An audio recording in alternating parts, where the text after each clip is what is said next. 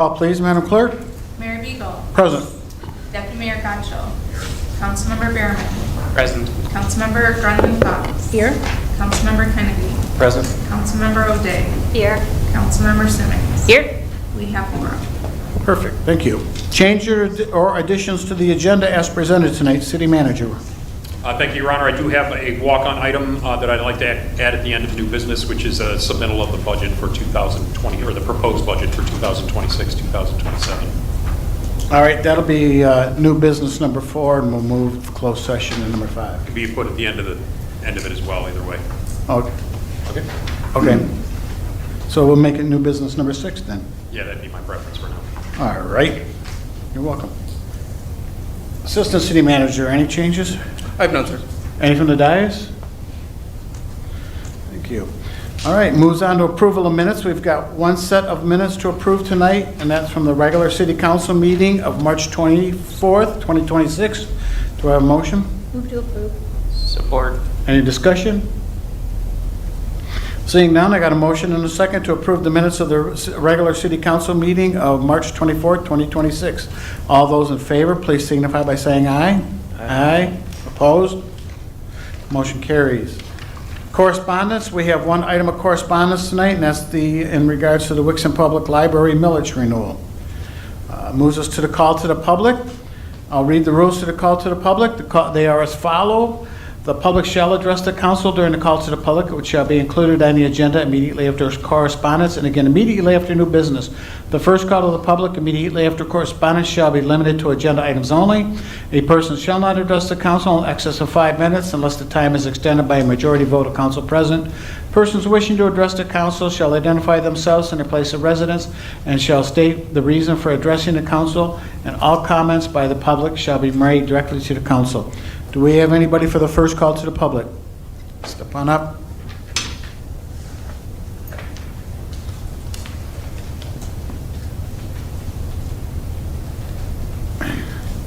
And please state your name and address for the record, please.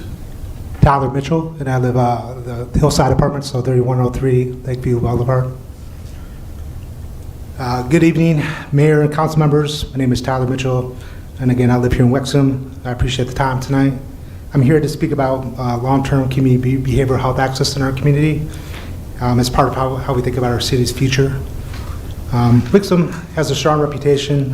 It feels stable. It feels safe for people like me. That's one of the reasons why I chose to move here. Is this an agenda item that we're talking about tonight? I thought it was part of one of the agenda items. I believe this is about community health access. Maybe that wasn't an agenda item. Maybe I'm mistaken. No. Okay. So we'll have to wait till the second call to the public, and then you can come up. Oh, sounds good. I appreciate it. Thank you.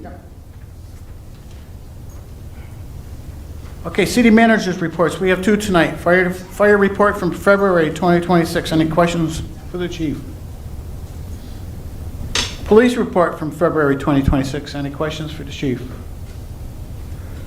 All right, seeing none.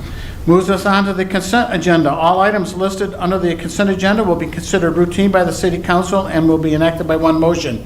There'll be no separate discussion of these items unless the council member so requests, in which event the items will be removed from the consent agenda and added to the regular agenda at the end of unfinished or new business. Do I have a motion?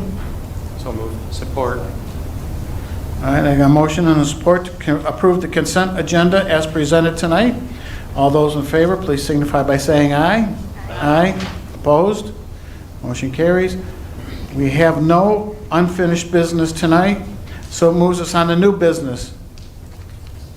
Let me get the correct.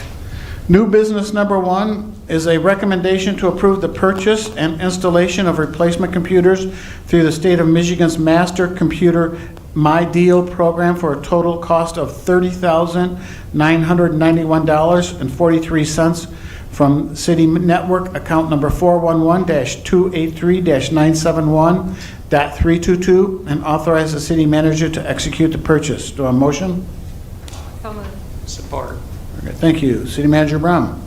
Thank you, Your Honor. So we have regular and routine purchases of computer equipment of this sort that we go through when items are aged and need replacements, dated, out of sync with the current realities of the systems they need to work with, those sort of things. We have a proposal in front of you to go out and go ahead and make a purchase on this. We received a communication from the president of Skynet prior to this purchase having been discussed with me, that we provided with the package that speaks to the fact that there was going to be some volatility in the market and changes in prices were going to become a fact of life, and prices could change on a daily basis. On the basis of that, I decided to talk with council and let them know that I was planning on going ahead with the purchase ahead of time, which is beyond my purchase authority, so that we can avoid a price increase as much as possible. And that's what I did. We have a price in front of you that's actually listed in the report of $21,219.29 for a set of equipment that's listed here. Subsequent to the report being put together, we received information that because of the realities of the marketplace that were kind of foreshadowed by the letter from the president of Skynet, some of the equipment is not available and we're going to be shifting to different purchase. That results in a change in the ThinkPads to ThinkBooks and results in a change in per unit costs of $4 and change, a total change in price of $52.14. So the new dollar amount is going to be beyond that $21,219.29 by $52.14. So that's just an example of what was facing us and why I decided to go ahead in the fashion that I did. I'm looking for you to make retroactive approval of that. And Assistant City Manager Benson has some additional things to shed some light on what's happened since the preparation of the agenda item. Yeah, I just wanted to say that the mayor did provide the updated number in the recommended motion. We provided the updated third quote for you all at the dais. We received this literally, an hour or two before the meeting. That is how quickly prices on some of this equipment appears to be changing. We do have Ty Dolan with Skynet Innovations here as well. If you have any questions on our replacement schedule, the type of equipment that we're purchasing, or anything to that effect. But if there are any questions, otherwise we are happy to try and answer them. Councilmember Garland Fox?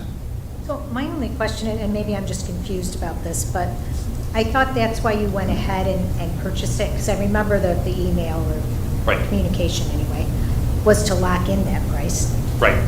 So part of what they mentioned was not just price volatility, but availability. If you look at the rest of the agenda report, it talks about the fact that some of this equipment is readily available, others are not. So the Lenovo equipment was readily available at the time that I had the new quote, but those ThinkPads that were included in that quote became unavailable, and we've shifted to a different model, slightly different model that has that $4 price difference.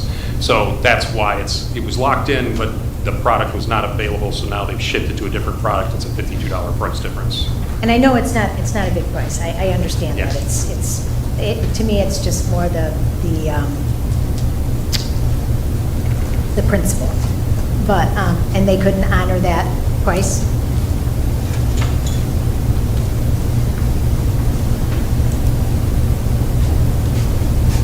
Good evening, Mayor and Council. No, they're different models. I'm mixing them up. They went from ThinkPad to ThinkBooks. The ThinkPads were black, matte black. The Lenovo ThinkBooks are a Arctic gray, and that's really the only difference between them. So just the unavailability of it. I reached out because I received the quote at 5:11. Then I started the process of letting Drew know. I reached out to the CDWG rep who emailed us the quote today, and I didn't get a response. So from his email, the price difference changed. The price changed from this morning to this afternoon to where he sent me the quote. So it's a different price this morning. When he finally sent us the quote this afternoon, it was the $904 per device. So And the only difference is the color? basically the color, yes. It's similar to the color of this one, and I think the bezel, like the top cover, is a little thinner than on the ThinkBook as opposed to the ThinkPad. Okay, thank you. Thank you, Mayor. Anybody else? Thank you. Thank you. All right, I got a motion and a second to approve the recommendation to approve the purchase and installation of replacement computers through the State of Michigan's Master Computing My Deal program for a total cost of $30,991.43 from City Network account number 411-283-971.322 and authorize the city manager to execute the purchase. All those in favor, please signify by saying aye. Aye. Opposed? Motion carries. Thank you. Thank you. New business number 2 is a recommendation to review the draft 2026 master plan dated April 14, 2026, authorize the distribution of the plan, and initiate the 63-day public comment period as recommended by the Planning Commission. Do I have a motion? So moved. Thank you. Assistant City Manager Benson. Thank you, Mayor. Good evening, members of City Council. I'll do a little bit of an introduction while Mateo gets himself set up here. As most of you know, but some of you weren't on council at the time, back in November of 2024, City Council authorized scope of work with the city's planning consultants to review the city's master plan in conjunction with the Planning Commission. This is a statutorily required function that every 5 years cities should review their master plan. Oftentimes that's in different levels of detail of some communities, their Planning Commission will look at it and say, everything's great, nothing's changed. It's a short process. In our particular case, after talking with the Planning Commission, they recommended, and requested a little bit larger scope of work, especially given all of the things that have changed since the city's current master plan was adopted in August of 2020, and the bulk of that work was done in 2018 and 2019. Post-COVID and post some of the new developments that we've had, the Planning Commission felt that a larger review and update was worthwhile. So over the last year plus, Planning Commission staff, we've had joint meetings, a variety of public engagement activities. A lot of work has gone into trying to inform an update to the master plan, and that's at their last meeting, Planning Commission was finally ready to recommend a draft for your review. The goal here is that if you all are comfortable with some of the recommendations in the plan, it would then be distributed for other communities to comment on before final adoption. So before Mateo really gets into the nuts and bolts, I just want to clarify that tonight is not the adoption of the master plan. There's still a few steps, but it's City Council's first chance to see the full draft and communicate any thoughts that you may have. I'll kick it over to Mr. Pasalacqua. So good evening, Council. Mayor Mateo Pasalacqua, Carlisle Wortman Associates. I'm not talking deeper for effect. I'm working through a cold, so bear with me this evening. So as Drew had mentioned, in late 2024, the city authorized Carlisle Wortman to assist the Planning Commission, Council, and staff in updating the master plan. As Drew had indicated, it wasn't a total rewrite, but it was definitely a heavier lift update. The world's changed a lot since 2020, as we can all attest to. So there were a lot of worthy topics to kind of tackle, and we'll kind of go what some of those bigger lifts were later in the presentation. So as Drew had, or as we discussed, the update was to kind of give a heavy update on the plan, not a total rewrite. In this process, the Planning Commission undertakes kind of the largest brunt of the work as far as directing data collection, establishing priorities, receiving and kind of assessing public feedback, reviewing draft plans, typically in sections, and then kind of getting the plan to the point where they're comfortable in recommending it for your review. At this point, again, as Drew had said, Council would kind of take the position to either send the draft back to the Planning Commission with some feedback, or distribute it to neighboring communities, public utilities, railroads, for a 63-day review period in which we would kind of bring back any notes or feedback we got from those organizations. And at that point, the Planning Commission would hold a public hearing, and then it would come back to you guys for final adoption. So just as a timeline, starting in November of 24, again, we were brought on to assist. December through February of 26, which should be December through 24 through February 26. Review of prior plans and studies. We kind of try to review different types of information when it's pertinent to the section that we're working on.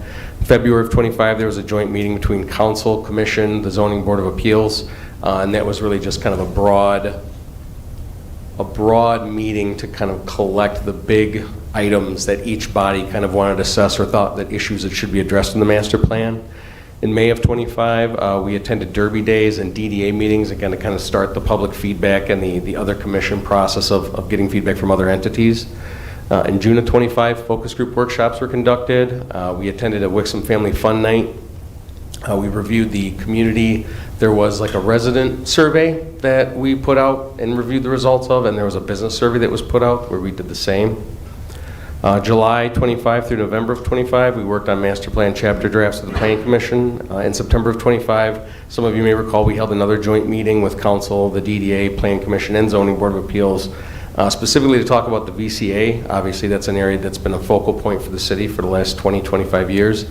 And then roads, again, transportation, the challenges that the city deals with as far as transportation is concerned, and some of the opportunities there might be to alleviate some of that.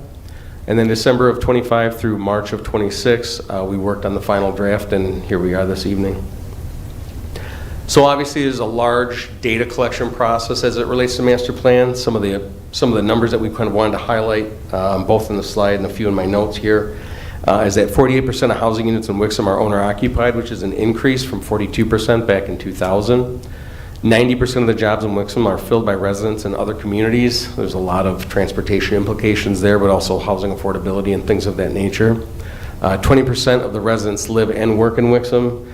And my apologies, but some additional considerations is that Wixom's population is expected to steadily grow over the next 15 to 20 years, but it's also, as the region will steadily age.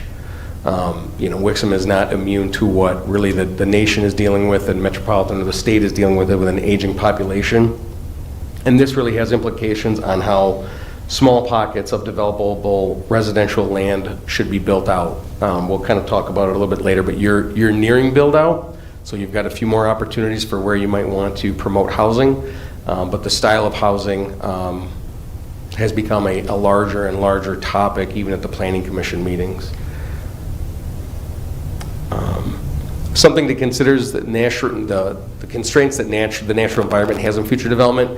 Your zoning map and your future land use map make it kind of give the illusion that there's all this developable land available, but in reality, those large tracts are covered by some form of natural resource, either protected by habitat, at the local level, or protected by wetlands or EGLE at the state level. So we just kind of wanted to highlight that there still is developable areas left, but the easy ones have been built on. From this point forward, there'll kind of be some creativity needed in how the rest of the city is developed. And kind of to that point, as it relates to natural resources, stormwater management is becoming a bigger and bigger and bigger challenge for communities as time goes on. It's important for master plans to kind of reference that and give the city the backing it needs to pursue improvements to either the way in which private sites are designed or the way in which public systems are designed. I have not been in planning for 30 years, but I've been following it for 30 years, and 30 years ago the conversation for land use, or at least the largest consideration when doing site planning, was a parking lot. Nowadays it's where are you going to put your stormwater. Parking is secondary. It's if you're going to cover so much of the lot, where are you going to put the stormwater, because the public systems are only designed to handle so much at a certain point in time. So again, we wanted to make sure that the master plan addressed and kind of gave the city the backing it needed to pursue those solutions. Some other key data findings: that retail vacancy rates are rising. However, residents are seeking more shops and restaurants. So in the survey feedback we got, residents express an interest in more diversity in the retail. The reality is that the retail market is stagnant, if not mildly contracting. Residential industrial uses are strong in the community and are expected to grow. The majority of residents support housing, although support decreases as proposed density increases. This is not a common feedback this is common feedback that we get when it comes to the opportunity for more housing in the community. And that businesses cited zoning restrictions, zoning restrictions, signage restrictions, and traffic and train delays as primary as concerns. I'm only two of those three, so we can call in the railroads for the other one. So the master plan is reviewed in whole, front to back, top to bottom, and appropriate changes are made where they're needed, but there's always, for a heavy lift update, there's always kind of these primary areas that we want to focus on. So some of the primary changes and major themes of what we were looking at was updating the VCA goals, priorities, and potential build-out in sub-areas, In your prior master plan, the VCA was kind of, the entire area was just kind of this one lump definition and goal, when in reality, we've seen the market kind of dictate that the VCA needs to be several different things, not just one. Modifying the future land use map, that's kind of always the fun stuff. Allowing flexibility, encouraging redevelopment of aging retail centers. Allowing flexibility when considering redevelopment of large strategic commercial and industrial sites. These are kind of clustered along your 96 frontage. And again, kind of have the future land use map better delineate the VCA's 3 sub-areas, core, transitional, and low intensity. There was also support for future roads and pedestrian pathways. Again, the goal to kind of promote more walkability in the community, and specifically the VCA, but also to improve your vehicle circulation throughout the city. And then provide specific actionable implementation steps, which is at kind of further to the end of my presentation. Just providing a better step process for the things that you want to do, how you're going to do them, when you're going to do them, who's going to do them. So these are the future land use maps next to each other. I realize kind of the way they're both laid out, it's a little hard to compare, but the big changes are, again, the VCA has been broken out into 3 different future land use designations, and this will help if we get rezoning requests in the VCA. This will better guide which way we want to go with those. Again, originally it was kind of this one shoe fits all, and it made interpreting the flexibility of that area a little bit harder. Another thing that you'll notice is that we have applied some residential commercial mixed use overlays and some commercial industrial mixed use overlays, which I'll explain a little bit further in the presentation as well. And that's really just, flexibility is everything nowadays, especially in the post-COVID world, as competition in any sector online is increasing. And again, I'll kind of speak to it in a minute, but the world's changing quicker than it used to, and so it's really important to have a certain amount of flexibility in these types of maps when making decisions down the road. As I had stated, again, this is a little bit of a zoom in of the differences in the way that we've now broken up the VCA, and I'll speak about the total sports site here in a minute. So in updating the VCA, again, we applied better definitions to the sub-areas, with the core being dense mixed use, transit, pedestrian-oriented, transitional, scaling from that dense to a more compact design and focus on housing. Again, core still has a requirement or a preference towards retail uses, whereas in transitional can allow for strictly residential but dense. And then low intensity is more of the traditional pre-war neighborhood grid style. Could be single family housing, but the lots are typically tight. You have a lot of it built out in your community already. So these updates really kind of align better with what you already have, but guide what you might want a little better as well. Better definition of goals and objectives to guide the future development. We did a lot of coordinating with the DDA as far as the resources that they have at their hands, and kind of having the master plan support coordination with the DDA and the city. Looking at the road safety audit, again, taking all the information we can get on how do you make your downtown more pedestrian friendly, and how do people get around with the types of trail access and sidewalk access and crossing intersections, things of that nature. And then the recreation economy, we know that the DDA and the public, both spoke highly of the types of events that you hold, and events can be very important for getting bodies in your downtown or introducing people who've never been. So really kind of making sure that there's language in there to support the recreational economy for your downtown. This is a VCA build-out sample. It's very general, but it's really just meant to kind of orchestrate the types of uses as it be, being either residential or commercial, maybe even as specific as discussing hotels, parks, mixed use. Obviously, a strong preference towards orientation towards the street, but this is really just kind of a basic footprint to point to in the types of development and the type of orientation that you want in your downtown, so that as it grows in a very downtown fashion. If I may, I just want to add you know, the nice thing about this, and there was a lot of effort, and I know we talked about this in the joint meetings in the past, but to have a visual representation, to be able to show people of, this is what the community, it doesn't have to specifically match this, but to be able to talk to developers and say, look, there's been time and effort put into what the vision for this downtown will be, I think is a big step and something that we haven't had to this extent before. We've had variations related to East Retail and the residential areas when Robertson came through 20 years ago, but to my knowledge, this is really the first effort to look at all of the commercial areas of the district. So I just wanted to add a little extra emphasis to what, you know, this kind of drawing and diagram can help the community communicate. Sure.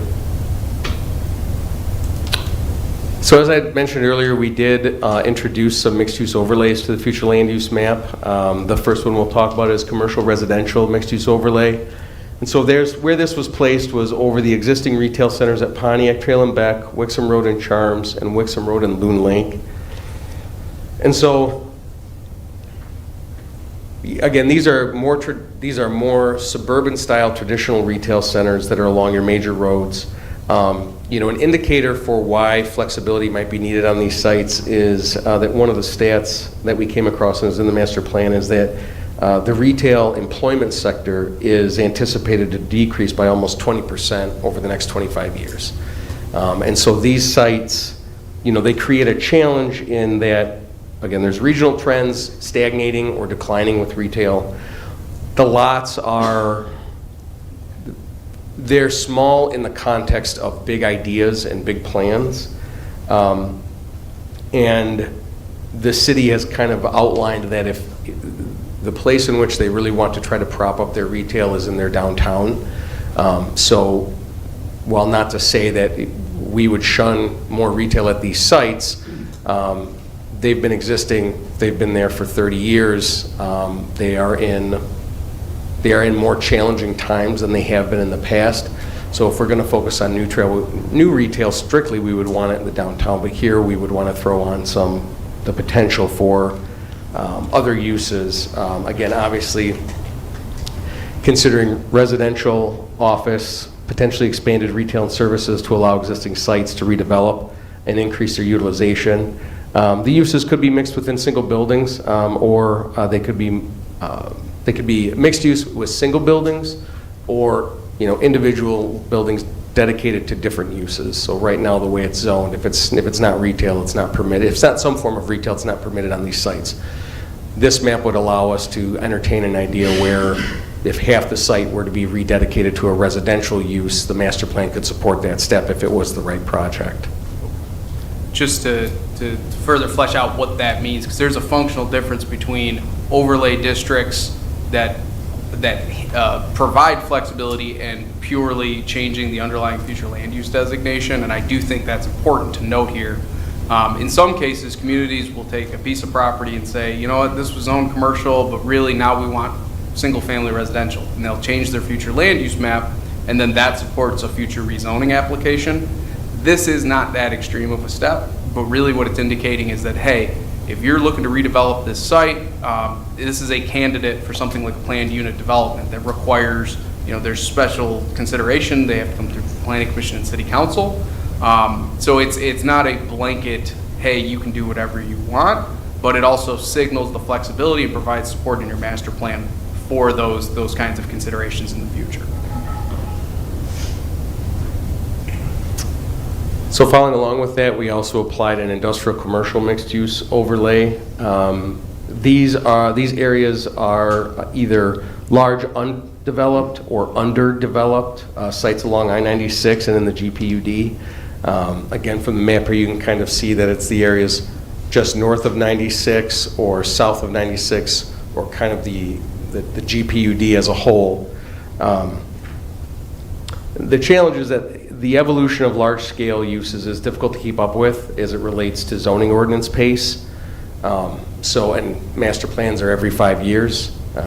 So here, again, we just wanted to identify large tracts of undeveloped or underdeveloped areas where we wanted to at least display a flexibility in some form of large-scale commercial or industrial use without, you know, pigeonholing us into, like, if you're not doing one of three things, don't bother.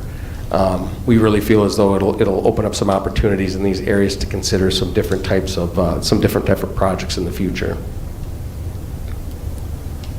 And then the last site that had an overlay applied to it was the Total Sports site. So obviously this is a large piece of developed land just south of the VCA on the other side of the train tracks. The challenge with this is more or less that the site is big enough to where any new development could have a positive or negative impact on your VCA.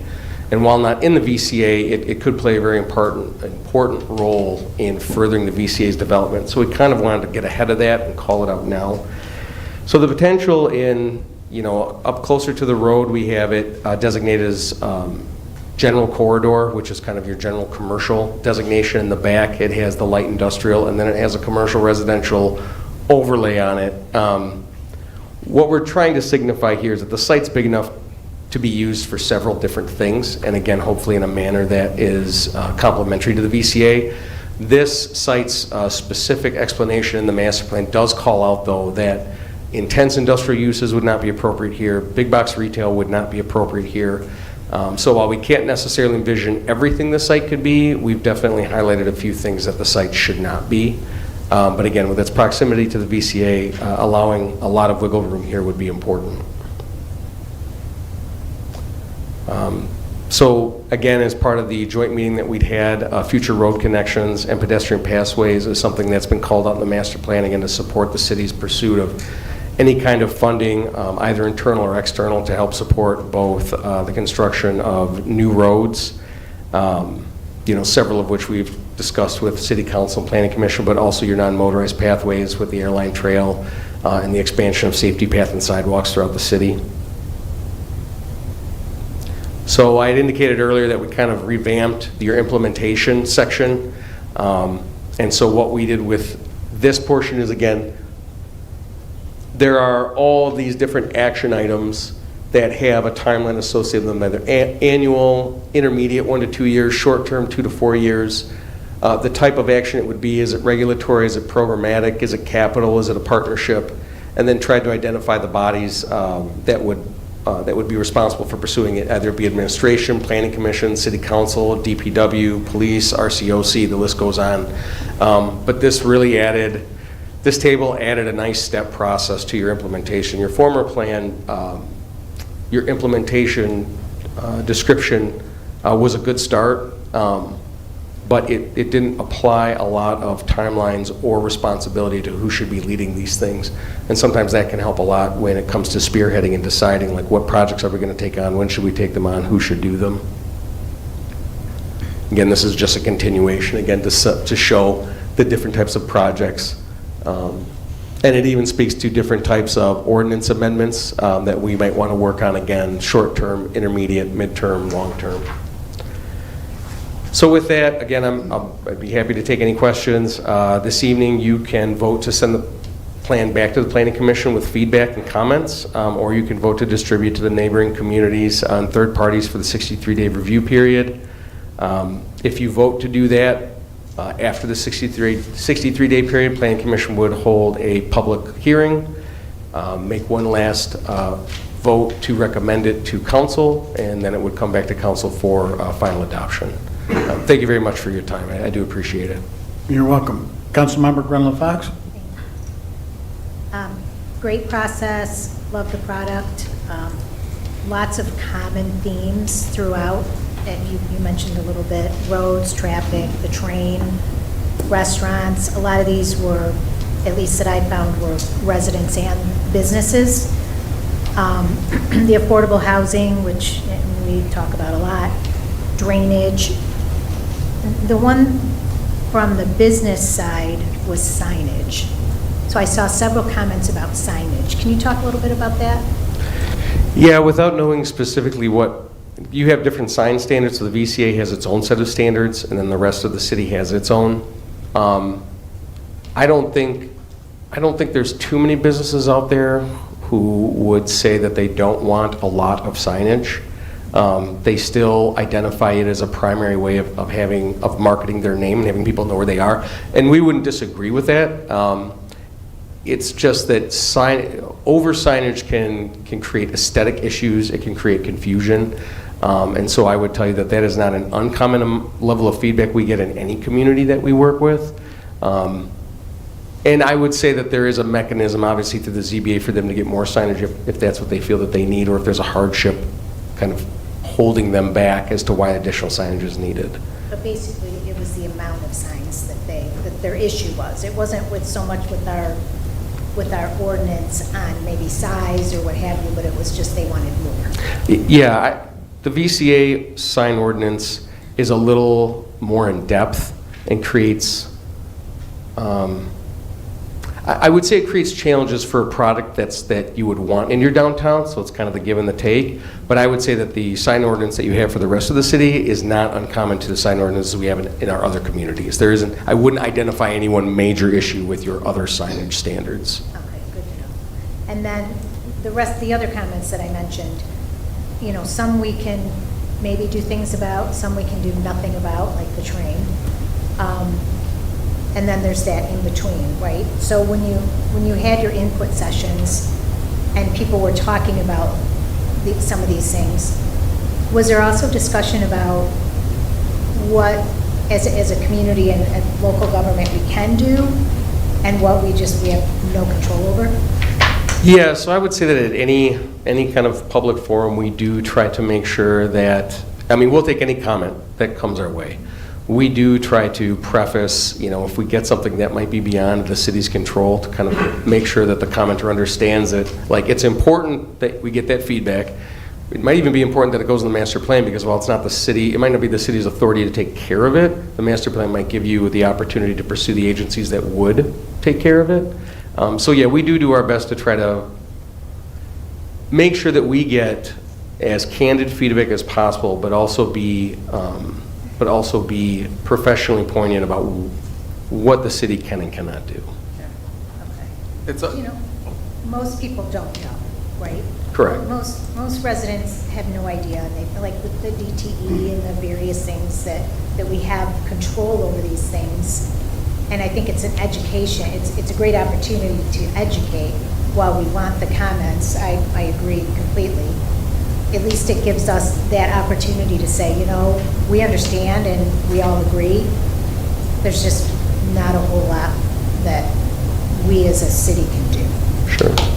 Not that that'll make them happy, but at least it's an education piece. Yeah, we try to, again, as professionally as possible, try to highlight, you know, if it's not the city who might be responsible for it, but again, taking the feedback regardless. Yeah, great, thank you. Of course. You were going to say something, Jim? Oh, no, I was just going to say, one of the other things the master plan broadly does is it serves as a communication tool. It communicates the community's values.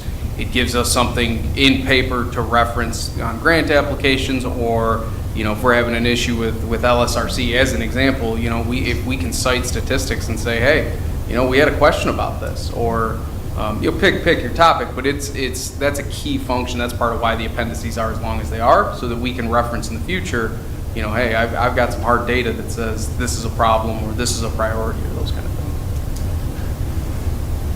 things. Councilmember Gaccio? Thank you. Going back a few slides to the sidewalks or pathways and whatnot, is that typically included in the master plan, like future plans? Or just looking, the way it's labeled, I guess, is future road connections and pedestrian pathways. It was very small in our packet to make sense of it. So the dark shaded areas on the map on the right, the non-motorized pathways, that's all proposed future, because it looks like there's sidewalks in those.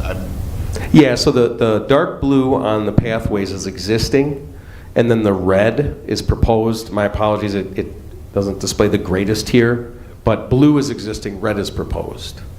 Okay, thank you. I think just like in the future on our packets or something, if we can get like the digital version instead of like the scanned and resent it, whether it's this or other things, it always messes with the ability to actually make sense of them. Sure. Thank you. Yeah. Councilmember Simmons? Thank you, Mayor. So I'm following everything. It seems, thank you for the time that you spent on a great presentation. My question or comment specifically are about the VCA and trying to understand the feedback that I continue to get from residents is about nightlife in the VCA. And it was nice to see in the community input somewhere that that was also brought up. But I don't see any of that really in any of our descriptions as far as what's important. I understand as a city, we can't necessarily control what happens with businesses that come in and things like that. But I think it would be nice to consider adding some verbiage related to that, unless I missed it, because there's a lot of words in here, focusing on bringing some nightlife specifically to the VCA. Yeah, and so one of the things that we did try to do with the language in the VCA portion of the master plan is justify taking another look at both your developmental regulations and your use standards. So what uses are allowed in what zone? Is it a permitted use? Is it a special land use? And how can we potentially tweak some of the language to make it easier for those types of businesses to come in? So like a permitted, as long as you check the boxes, it's administratively reviewed and you start moving in. But like a special land use would require a public hearing, planning commission, and some uses should be special land uses. They should go through planning commission. It should be a public hearing process. But again, we've kind of the next step from here for us, should this be adopted, is utilizing that language to, again, now take a look at your zoning. And actually, you bring up a good point, one that I should elaborate on. Master plans inform zoning. Zoning informs regulations. So this is bird's eye view, and your zoning regulation is feet on the ground. Those are the rules. And what we can use with this is to justify changing some of those rules to make it easier for the city to get the types of uses and the types of development that they want.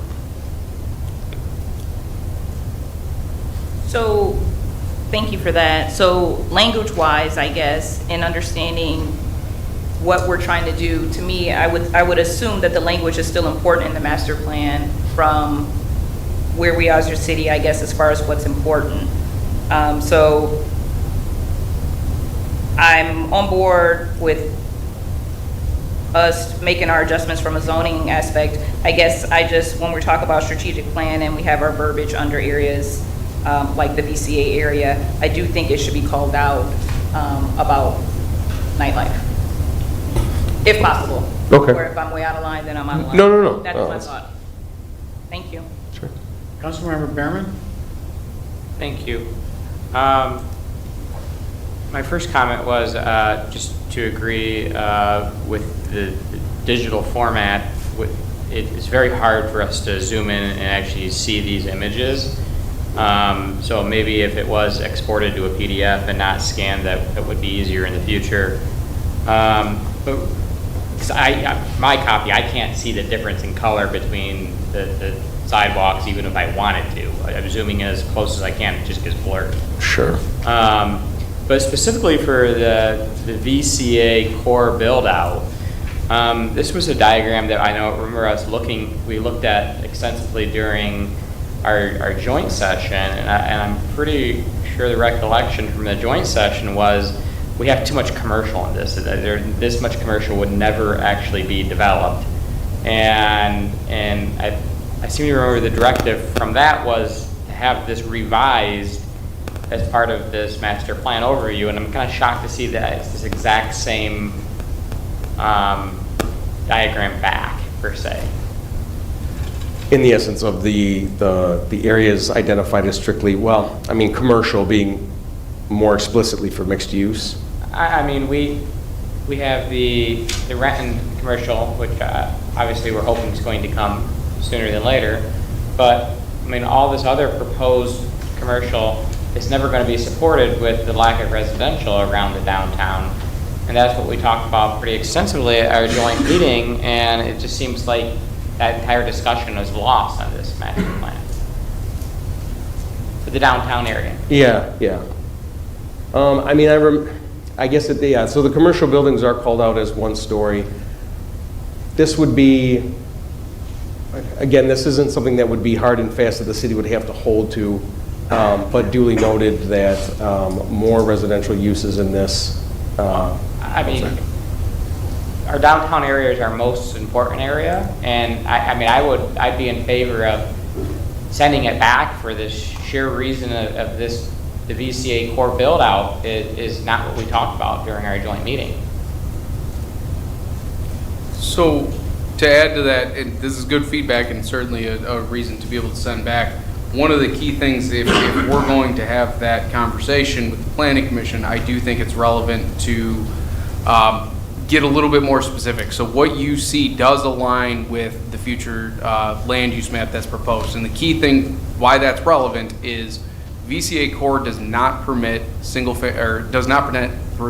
permit any residential use on the first floor of VCA core zone properties. So that's what's reflected here, is that basically your option on VCA core is first floor has to be commercial of some kind.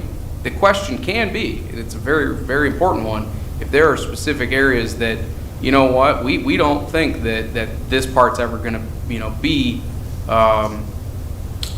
be purely commercial, or we're open to pure residential, changing the future land use designation to transitional probably would make more sense.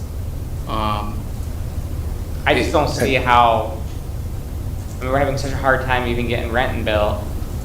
We still can't get anything on the other retail site. I don't see how we're ever going to get commercial on the entire grocery store site, let alone across the street from the grocery store site, and then including the city hall pieces of property that I feel like it's an unrealistic expectation that this is ever going to be possible. So if we needed to define what areas can be residential, maybe that's what we need to do. I'm intrigued to see the total sports thing. I guess I have to see how that actually comes together for being more residential. And maybe that would support one more commercial building, but it sure isn't going to support, 8 more commercial buildings that is proposed. And Drew brings up a good point, because I do recall part of the conversation that, as he had stated, the VCA core designation requires first floor retail. But so then in order to go mixed use, if I recall, there were conversations about height, because allowing, if you wanted that retail there as mixed use, then the residential above would have to be 4 or 5 stories, kind of as we're seeing with some of the renting conversations. Not to say that doesn't detract from your comment that this might need alteration in order to more realistically affect or reflect what could happen here. But yes, Drew's comment about the difference between commercial and residential and mixed use and 5 stories definitely triggered a little bit of memory of those conversations. So, I guess I'll defer to whatever you guys think is appropriate here. Yeah. I just don't think this is ever realistic, and I wouldn't want to necessarily turn down a proposal that included more residential on some of these properties if it was to come our way. Sure. And then the only other feedback I had is that I think a couple places throughout the packet, there were some old stock photos, like one of the Habitat. That we spent all this money on new signs, maybe we'd replace the photo with a new Habitat sign. We're going to have this for the next 5 years. People are going to be looking at 5 years and thinking, what was that sign from? It's history. We can update photos, certainly. Councilmember O'Day? Thank you. First off, thanks for the presentation. Sure. Excellent. And I guess my question is about, and while I agree the VCA is obviously, the heart of the community and should be a big focus, can you just elaborate a little more, though, on the overlay and potential mixed uses for some of the strip mall areas? Because if I'm being 100% honest, again, we've got this great downtown, but these are like eyesores. You drive through these and they're vacant. The lots are unkept, things like that. So, I'm just curious what the vision is there. I think the point is to allow for a vision, not to not answer your question, because both through the future land use map and the zoning, those sites have been pretty held to some pretty tight use standards, and the master plan, the 2020 master plan, that future land use designation of neighborhood commercial, I think it was, basically just said you wanted nicer strip centers. Well, if these aren't happening, that's not going to happen as well. So kind of looking at the current market, looking in their proximity to other uses, the residential portion of that was really meant to kind of offer up the option, again, to do potentially some mixed use. As Drew had indicated, maybe we have more support for a PUD, which is, PUD is a rezoning tool that allows the developer to bring something a little bit outside of the box, but also allows the city and the planning commission to apply some additional standards or expectations in the pursuit of a better development than what could be done there under zoning. And this is really more or less to say that, you know, we're opening up our purview a little bit on what could be done here. The way the market is right now, you know, the one sure thing we have right now is residential. There isn't enough of it, and it does help in supporting and propping up existing retail or promoting new retail. That's not to say that someone would only be able to bring us a residential mixed-use idea. There is also the opportunity for other office or service uses to go there. But really the intent there was to just say that, you know, we're open to something other than retail, but not necessarily in the form of like light industrial or research and development, things of those nature. Okay, all right, thank you. Sure. Oh, actually, one quick follow-up, sorry. Sure. Do we have a feel for how some other neighboring communities have been handling this type of situation with some of their vacant strip malls like this? It seems to be, you know, you might have some that are really vibrant.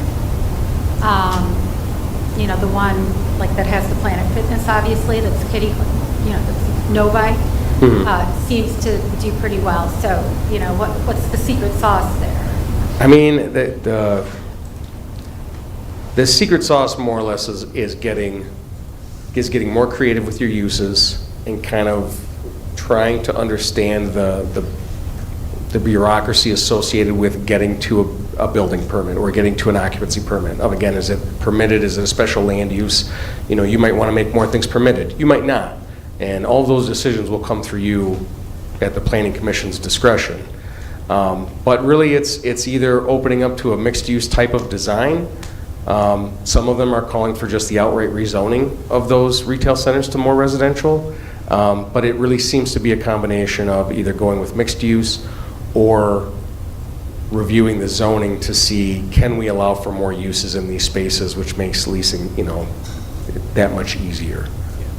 If I may, that was a very diplomatic answer, Mateo, and I'm gonna get, no, it's What good. you pay me for. Yeah, that's true. Yeah. No, but to get a little bit more granular, ultimately, my opinion is, and this is supported by a lot of the data that we've seen, there is an oversupply of the same type of product, essentially. And what businesses will do is they flee to quality. So in that example you gave, and it's a good one, right? Quite frankly, that's a higher quality strip center, right? And it probably leases for similar rates to what some of our owners are asking for. And if you're given choice between A and B, you know, one's nicer than the other, and it becomes this little bit of a downward spiral. It pushes, you know, if the property owners aren't making enough to be able to maintain them, they decline, and you can imagine how that goes. So really, and again, that's part of the key of this tool is the community has told us, you've told us, Planning Commission has told us, we need more commercial downtown. So one option is to literally reduce supply, which increases demand, which can, you know, in a roundabout way may help get the lease rates that we need.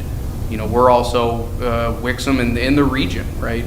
Walled Lake and, you know, all over the place. We're hurt by lower rent rates on existing strip centers that make new construction not viable. So that's where, you know, residential tends to be, it's a high demand use. It tends to can be worthwhile for developers to invest the money to redevelop their property. And Planning Commission had a lot of conversations about, were they comfortable with this? Were they comfortable recommending this? And that's kind of how we got to that point. But that's it's just as much about the quality and capitalization of your property owners as it is about anything else, because it's a very competitive market for tenants right now. Councilmember Kennedy. You answered several of my questions, so I only have one little one left. Is the village center area and surrounding areas say that they can be a multitude of different things, including residential, what's the actual likelihood of putting apartments on those second and third stories? Yeah, like in the core, you know, well, here's, I guess, and again, you're working through this with some projects in the city, but the pro formas that we've seen as it relates to mixed-use development is it's a more challenging type of development in the Midwest. Financing can be difficult, banks don't know how to evaluate them for comps, blah, blah, blah, blah, blah. But the point more or less being is that because residential is so strong and retail is stagnant, if not declining, the more residential you allow in that project, the more likelihood it has of happening without incentive. So your VCA, your zoning currently allows for 5 stories in the core, which would mean 1 floor of retail on the road and then 4 stories of residential above.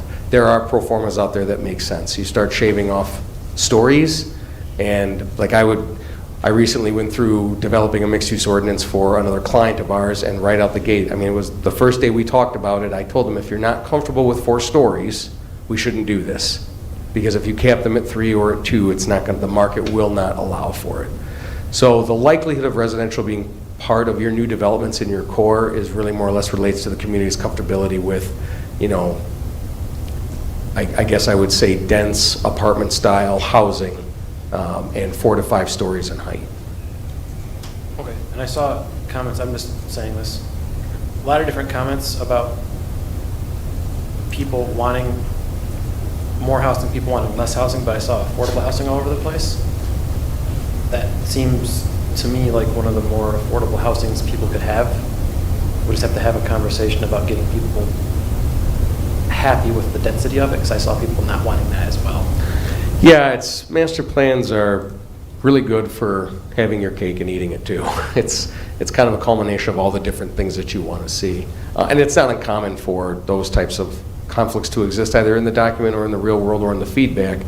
But yeah, I think, you know, as we alluded to, both your downtown has some of your most prime developable land in the community as it relates to residential opportunities and as it relates to the style of housing that people are looking for. You know, either it be single floor amenities. You know, stairs are becoming a hot topic in the housing industry right now. So to your point, yes, I mean, there's a lot of opportunity depending on the community's desire for certain types of development to have housing in your downtown. Okay, thank you. Yeah, of course. Any further discussion? Councilmember Gatchel? Thank you. I guess just going back, I had a quick question relating to Councilmember Behrman's question. You mentioned like VCA, there must be retail on the first floor. If a building was built out that was a residential building, but they had like their gym or some amenity service space on the first floor, does that qualify or not? There's, and my apologies, I'm not going to be able to quote it verbatim, but there is some language in the VCA core right now that does allow for it to not necessarily be strictly retail, but some form of non-residential use. So an amenity to an apartment building or something of that nature could qualify as that. Okay. All right. Thank you. As could parking. That's an example that we've seen and likely one that you'll talk about again soon. But parking is another example of you know, a potential way around that. Councilmember Behrman? How you do the overlays for the strip centers, would that be something we could do, an overlay in the village center area for the parcels that are really not developed or that need some potential to show that willingness to be a little bit more flexible? I don't know that, I think you could. I think introducing flexibility into the VCA core probably comes more from ordinance updates after the fact, to kind of work through, again, the uses and things of that nature, because your VCA core already, I mean, it requires, I don't want to say requires mixed use, but as we just talked about, the different uses and what floors they can be on already exists in the language. It's really more or less speaking to. But just how can we make it more projected out there that we're willing to have a conversation and we're willing to do something and not maybe a developer just looking and say, oh, there's no way this is going to work here, I'm not even going to look at that spot. Maybe, do you mean from the perspective of a 4-story strictly residential building, like maybe allowing for strictly residential in the core? I guess I'd have to see it before I would want to know. I mean, I would say that, that what's it, the east-west retail buildings are buildings that we want to see retail, like we have now, right? But, perhaps redeveloping the food market would be something I could get behind, being more residential and less retail if it's going to support the adjoining parcels being more retail. Yeah, I mean, we could take the step to put something in the master plan, either as an overlay or as just an additional language indicating that openness to pursuing strictly residential or something of the more flexible nature that would support the retail. I guess that I would feel more comfortable with that. Question for you, Mateo. For something like that, do you feel like sending this back to the Planning Commission to come back with a recommendation would be appropriate? Is that a significant enough step? Yeah, I mean, so the process, tonight's not approval on any level. So we can take the step of distributor, if you were to approve it tonight, to recommend approval, or recommend that it be distributed, I'm sorry. We could take that 63-day period to work on a few items, take the feedback that we get from the communities, and then kind of bake all of these changes into what goes to the Planning Commission at the public hearing, and then it would be back in front of you again. At that point, it would be approval, send back, or denial. So we could proceed accordingly tonight if you were comfortable distributing it to the neighbors.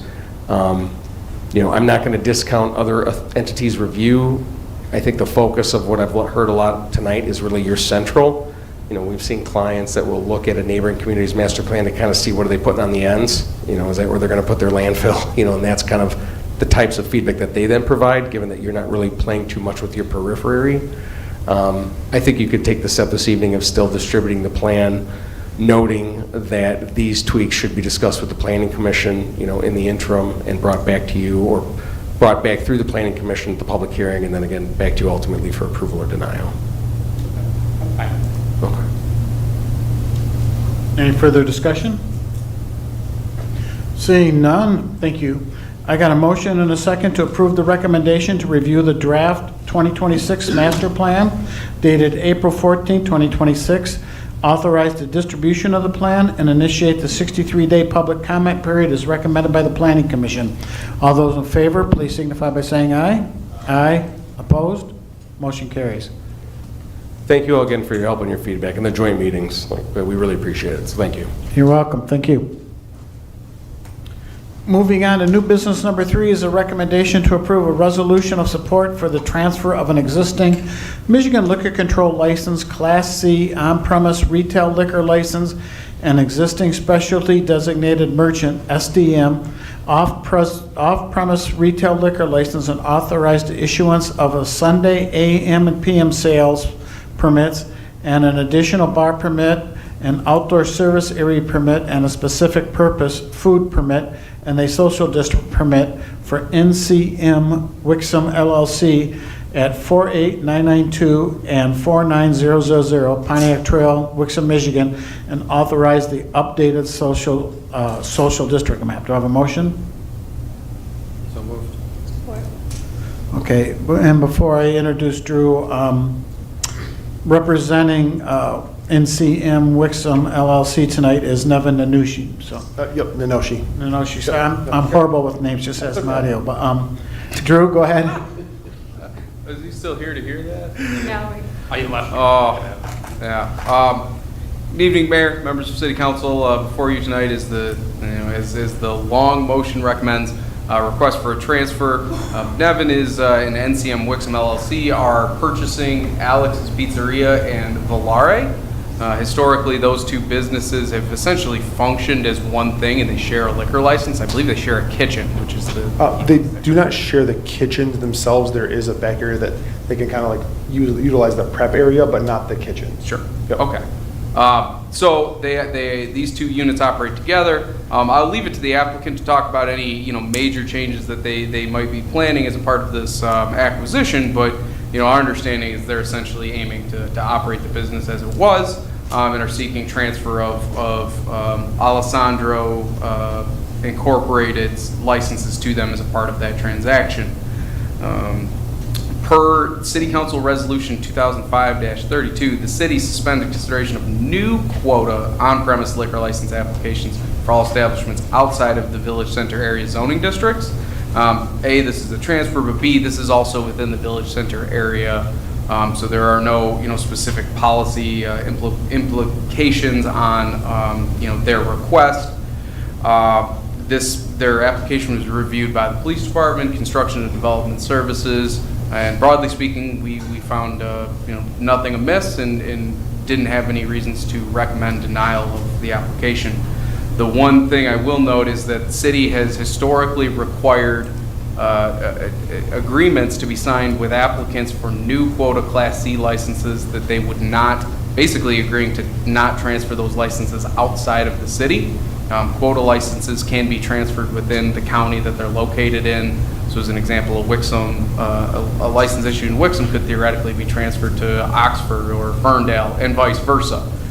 Communities, and Wixom included, have started being more restrictive when issuing new quota licenses.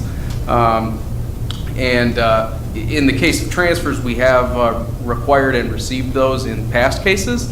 In this particular circumstance, we did, offer that agreement to the applicants, and they did decline. I'll leave it to the applicants, but basically based on the nuance of their transaction, it is our understanding they're not comfortable with that agreement. So that's pretty much the big picture things. The other thing is their application, they would be requesting to join the city social district. So we are requesting that the social district map be updated to reflect this new ownership group as well. With that, we have the applicant here, and if there are any additional questions, we're happy to try and answer those. Councilmember Behrman? Thank you. I had a couple questions. One, the attorney letter from their attorney says 2 licenses. So I was wanted to see why their attorney thinks that we're transferring 2 licenses when we're only transferring 1. Right, so the license would be the Class C on-premise, and the SDM would be the second license. They're 2 separate licenses for the same entity. So they function differently. Class C is on-premise drinking, and SDM is for beer and wine off-premise drinking. Understood. Yep. Second, just my own personal feeling. I wish you guys nothing but success. I've been there since you bought it. Dinner's still really good. Awesome. Thank you. I'm comfortable with approving the transfer, subject to you signing the restriction that you're not going to take a license outside the city, because as you heard earlier, we've been focusing really hard on developing downtown, and the last thing we want to do is to see one of our licenses walk away. So any approval vote for me will come with a contingent that you sign that you want to take the license outside of the city. Yeah. And I understand exactly what you guys are trying to do down here. And the difference, I guess my thoughts for that is, when you purchase an Oakland County liquor license, it comes at a significant premium than a license that cannot move outside of the city. For example, if I were to tell you you could buy a Porsche and you could drive this car and you'd think you could drive it everywhere, and then after you bought it, I said, hey, well, actually, you can only drive it in the parking lot.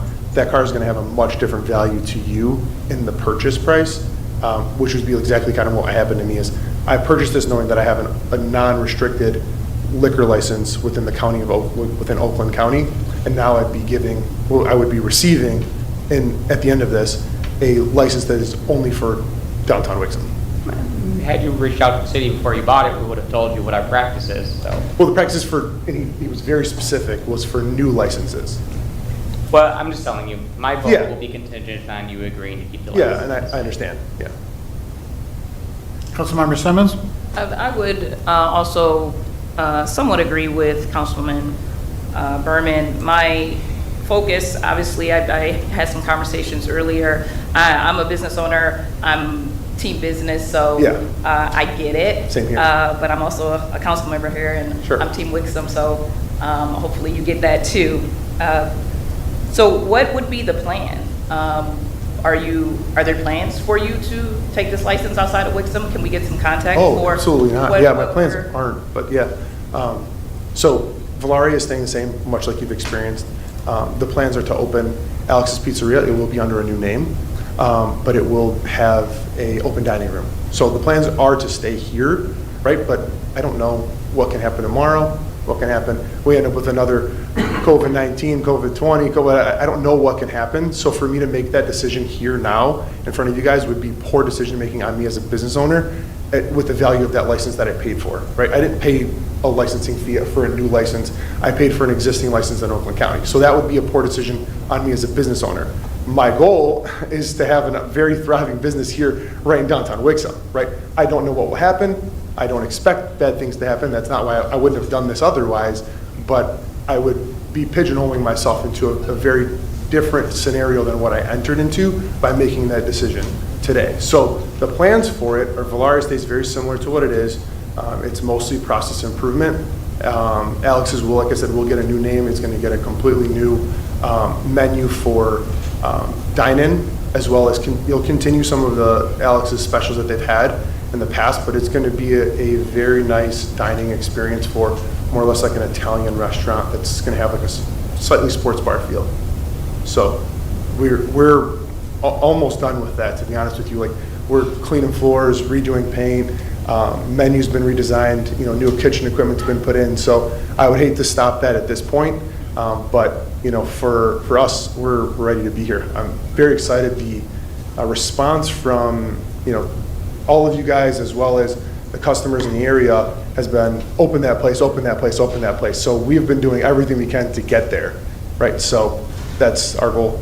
I signed a very long-term lease with the landlord, giving myself lots of options to be here for a very long time. So my intention is not to leave, but like I said, from a business and financial decision and standpoint, I did purchase that license based off a certain valuation, which would be the license is movable within Oakland County, right? So, but that's not my goal. It would be very silly for me to spend all this money to get this place going and then move it around. So. Good? Yes, thank you. Okay, Councilmember O'Day. Thank you. Since I was actually interested by your comment, Councilmember Bierman, so can I get some clarification on the terms by which, because you're right, if you hadn't done your due diligence, or your attorney hadn't done their due diligence in knowing all the parameters of the license up front, transferable versus new, then there's a point. So can I have an explanation as to how the license was purchased, the terms? The city is not privy to those conversations. Basically, we get notified, hey, there's a transaction coming, we're submitting an application to transfer. I don't know the details of what they paid for it or how any of that worked. So no, not necessarily those details, but what is the process then historically for a transferred license? I'm sorry, I should have worded my question differently. Understood. So one of the key things to remember in liquor licensing in the state of Michigan is more complicated than it should be, in my personal opinion. They are regulated by the Michigan Liquor Control Commission, and they take recommendations and input from local units of government. So what your action tonight is to approve a recommendation of approval or denial to the MLCC. Then they, based on the criteria they have, and including the feedback from local communities, make the decisions that they make. Our understanding is with the Michigan Liquor Control Commission, they essentially have different, they treat transactions differently in the context of what they are. So as an example, we have more leverage in a situation with a new quota license because it's not subject to, existing financial conditions. There, as an example, there's no agreement. Somebody didn't pay X amount, they just pay. When a new license is issued, you only pay the fee that the MLCC requires for a quota license, that license to go out into the world. Once it's out into the world, it takes on a whole different, market-based valuation because of the limited supply and demand there. So that's kind of the context. I hope that helped answer. I can help clarify if I didn't quite get to what you were looking for. No, that got me a little closer. I guess my only other point of clarification would be then, so for instance, when you say quota license, so the city of Wixom is only allowed, for lack of a better word, X amount of liquor licenses within the community. So if this one is issued in or currently in Wixom, but can go to somewhere else in Oakland County, then we would be down a license. Is that a fair assessment? Kind of, and this is where it gets even harder. So the MLCC has both quota licenses and non-quota licenses. You may remember a month or two ago when Authentico was here, they were requesting a resort license, which is a non-quota, so I'll call it, for lack of a better term, somewhat discretionary license type that the MLCC offers. They've increasingly offered these non-transferable, non-quota licenses for special circumstances, but at its core there is a series of these quota licenses. So there's the on-premise ones, and then there's two types of off-premise, SDD and SDM. In this context, they're already issued licenses. So once they're out into the world, they're out there, no matter kind of where they go. So really the main point of control we have is where you send them in the first place, or where you allow them to go.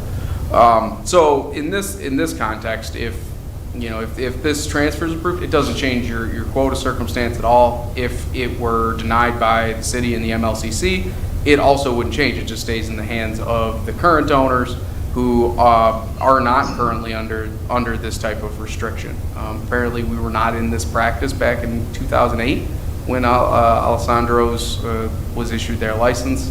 I was able to find agenda items on it, but the context is a little thin there. So I guess that's the other component to this is we don't control that license. We don't have the agreement to control that either way. If I can clarify something as far as I'm concerned, and I asked Drew to step on me if I'm incorrect. Your general question is, we have X number of quota licenses, right? There's a number that we're allowed.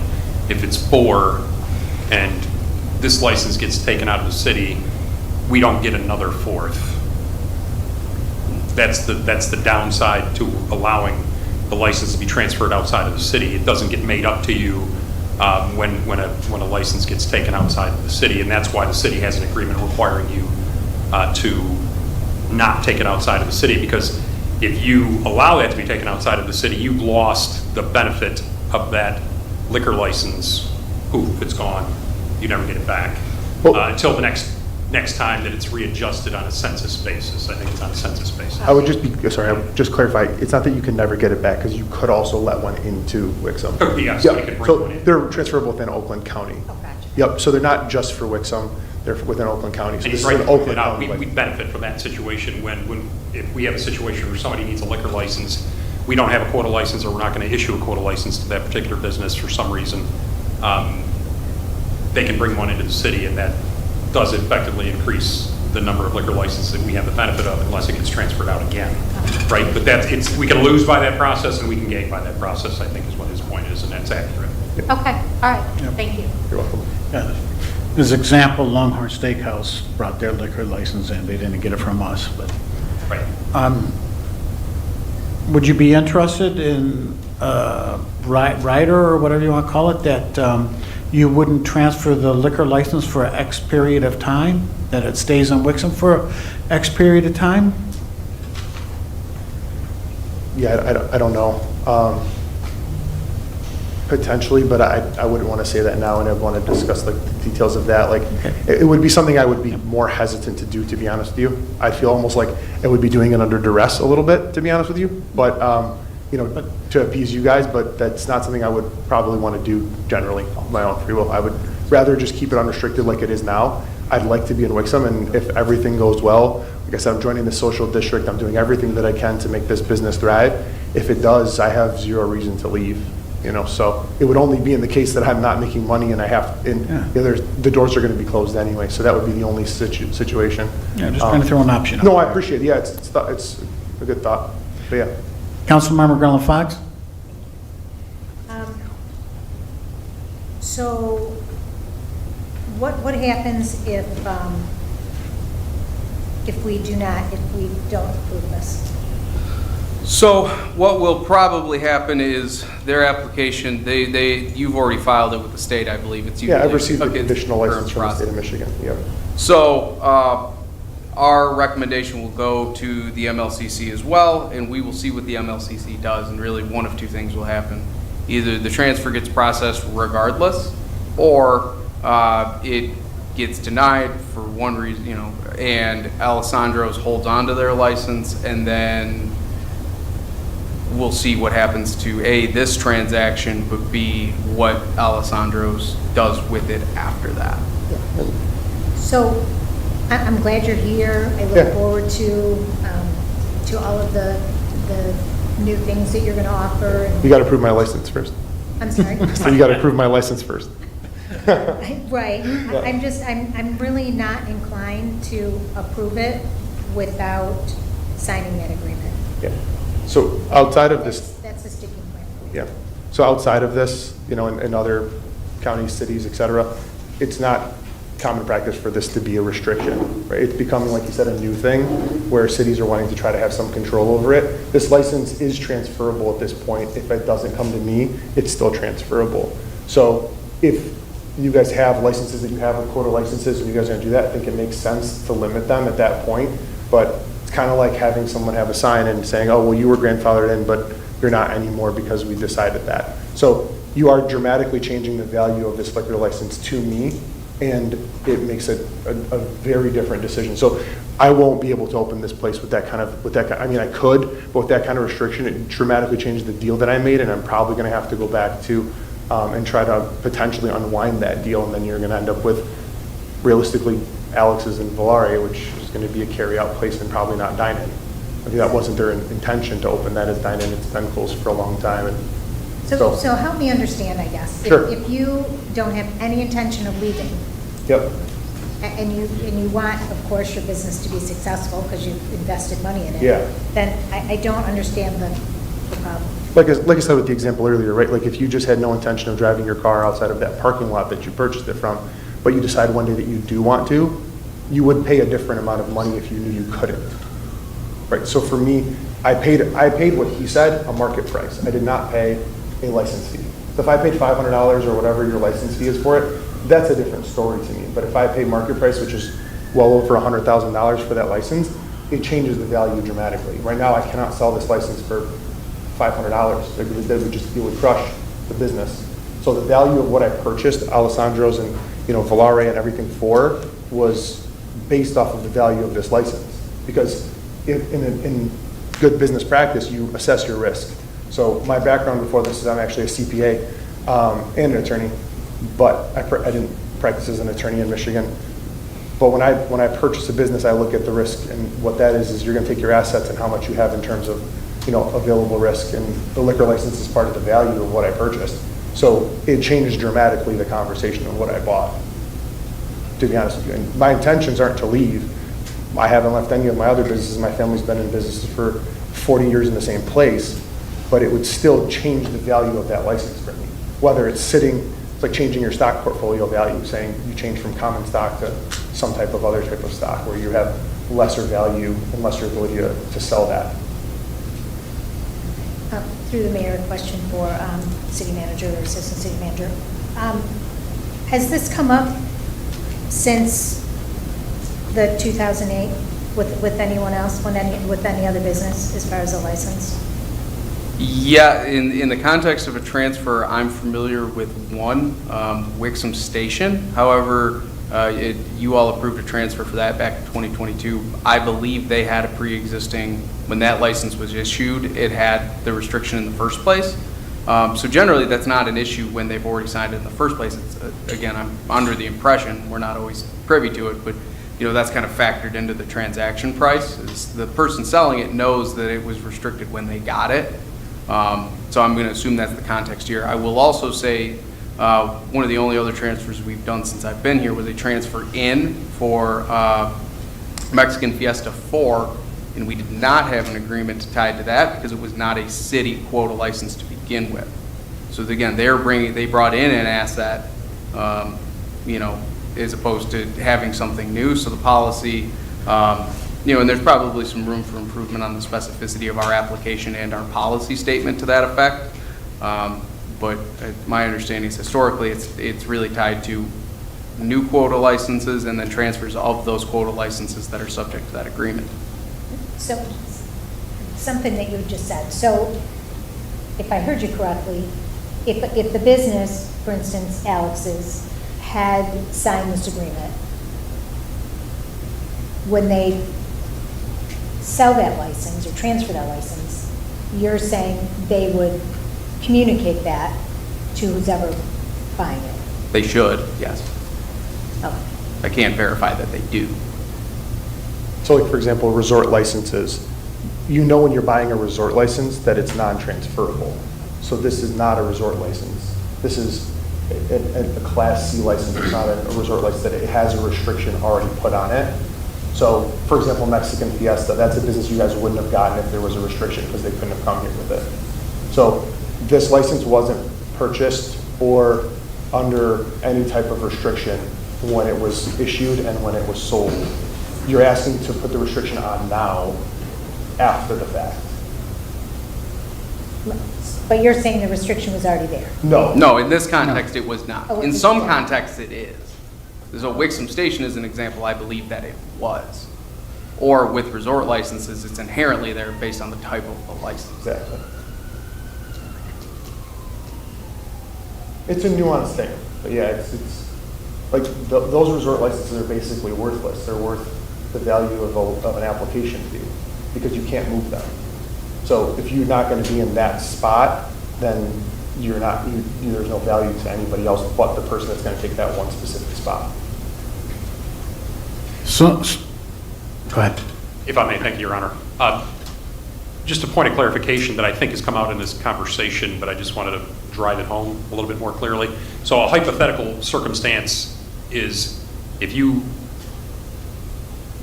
don't recommend approval to the Liquor Control Commission and they don't receive the license transfer as a result, Alessandro's then could, their transfer is null and void, it's not happening, it's not been purchased.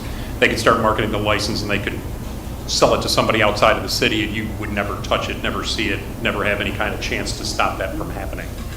Which is, I think, something that Mr. Nanucci had mentioned, and I just wanted to point that out more explicitly for you, that that's a potential risk. Councilmember Gaccio? Thank you.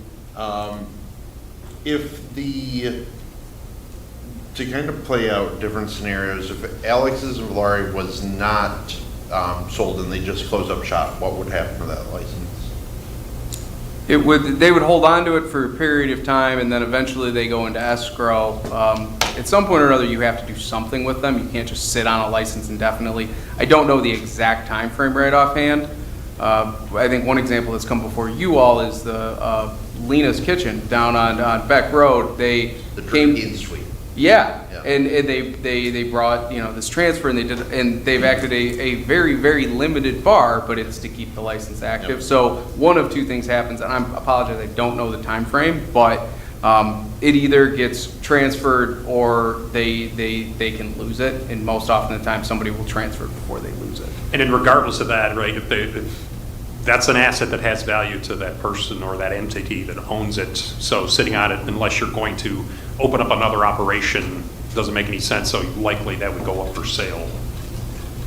And so Alex is being the current state of things, they could have sold it independently, those could be vacant instead of occupied right now. We could not be getting a new dining facility like residents want and ask for and comment on the Facebook page for, and they could have just sold it out without any of us having a say in it. In terms of, sorry, reading through my notes here. Yeah, so not as a shock to anybody, I'll be contrarian to everyone else's opinion here. working in real estate, having a grandfathered feature or aspect is of value. Working within real estate, I understand, hey, we would love to do this. I don't understand the philosophy of let's hold up everything for that. The status right now is that it can be transferred out. That will remain the status. I don't know why we would want to play hardball with a new business owner looking to continue successful businesses in the city. If it leaves, that would suck. We can always attract someone in. That's our ability. But I do agree that trying to force this upon them and say, oh, you weren't, or, like, you should have been aware of this, that's not the case. Like, nobody knows.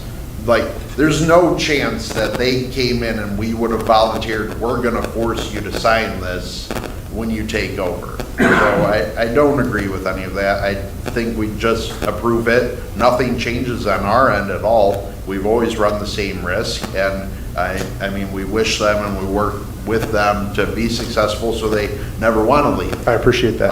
But I think this is kind of, if I were on the receiving end of this, I'd be questioning moving into the city. So Yeah. that's not what I think is appropriate or the avenue we should be taking to attract business. We just got done talking, Matt. I was gonna say. What do we do to attract business? And then we get a business owner in front of us and we say, screw you. So that's not how I want to behave. Thank I you. really appreciate that, and I would say that you nailed every single point dead on for me.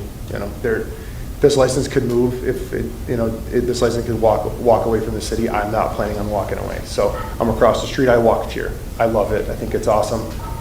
I've been a part of every community that I've been in. My family, like I said, my family's been in their communities for 40 years in our other places, and the goal is to stay here. So, but like you said, it changes dramatically the conversation that we're having. So I hope you guys understand why I'm coming to you guys and asking for a transfer without any type of restriction. So hopefully it makes sense, and if not, I'm happy to answer any other questions. But seriously, thank you, because you do understand exactly where I'm coming from. Councilmember Simmons? Thank you. I guess from a city staff perspective, I'm more so trying to, I think there's some clarification that we have to get here moving forward. And I guess that's where I'm a little bit blurry as far as where we are today with trying to make a decision on this, because while I agree with Deputy Mayor, I think I'm solution-minded and trying to figure out a way to make it work. Sure. And not trying to figure out a way to deny it. I'm trying to figure out what we're doing as a city to be clear about this and what we can do moving forward to not find ourselves in a situation that is unclear, because it feels murky and it seems unnecessary. If there's a way for us to figure out if this is what we're going to do to be clear with the businesses that have it and that already have their quota licenses in the city, that this is what our plan is, or this is what we're going to do. I think there has to be some sort of clarity to that, because it sounds like the transaction happened without that clarity. Am I correct, or? Yeah, I mean, I would broadly say that that's true. In my opinion, really the best way to do it is you address these as you go, right? You get these agreements in place when you issue the new quota licenses, and that seems to be what the city started to do. We, at some point prior to my time and City Manager Brown's time, the city started implementing these, and it is listed, on the second page of our application packet that the city will not issue new quota licenses to applicants unless the applicant is willing to agree in writing that it will not. There's a whole bunch of words, but so it's made clear up front specifically for new quota licenses. The murkiness is essentially the change in policy, right, from one time to another. And I do think you guys are faced with an interesting question of how do you address these licenses that were issued prior to it being required that you had to sign them on the front side. And I think that's a question that a lot of communities, the ones who do this, grapple with, and the ones who don't will grapple with, sooner rather than later as they deal with, this same type of concern. So if I can add just a little bit to that, Your Honor?